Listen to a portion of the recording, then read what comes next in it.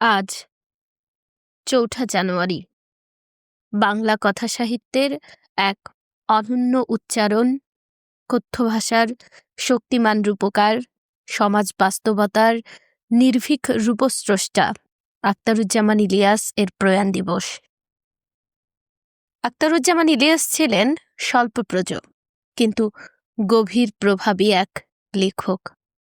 সংখ্যায় অল্প হলেও তার রচনার ভেতর আছে ইতিহাসের ভার, রাজনীতির তীক্ষ্ণতা, সমাজের নিরেট বাস্তবতা এবং মানুষের অন্তর্গত দ্বন্দ্বের সূক্ষ্ম পাঠ।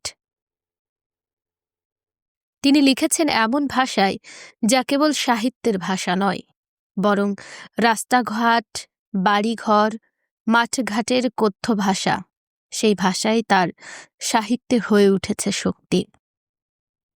ছোট গল্প সংকলন অন্য ঘরে অন্য স্বর, খোয়ারি, দুধে ভাতে উৎপাত, দোজকের ওম, কিংবা উপন্যাস চিলেকোঠার সেপাই ও খোয়াবনামা, সবখানেই আমরা দেখি ইতিহাস ও সমসাময়িক রাজনীতির সঙ্গে ব্যক্তি মানুষের সংঘর্ষ।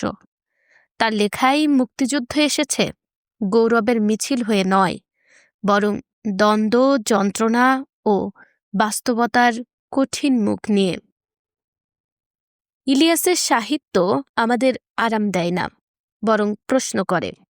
সমাজের ভেতরে লুকিয়ে থাকা অন্যায়, ভয়, ক্ষমতার কাঠামো সবকিছুকে তিনি নির্মম সততার সঙ্গে উন্মোচিত করেছেন। অথচ সেই কঠোর বাস্তবতার মধ্যেও রয়েছে সূক্ষ্ম কৌতুকবোধ, মানবিক সহানুভূতি এবং গভীর অন্তর্দৃষ্টি। ১৯৯৭ সালের আজকের এই দিনে তিনি আমাদের ছেড়ে চলে গেলেন। তার লেখা আজও জীবিত, সমানভাবে প্রাসঙ্গিক, সমানভাবে অস্বস্তিকর, সমানভাবে জরুরিও বটে।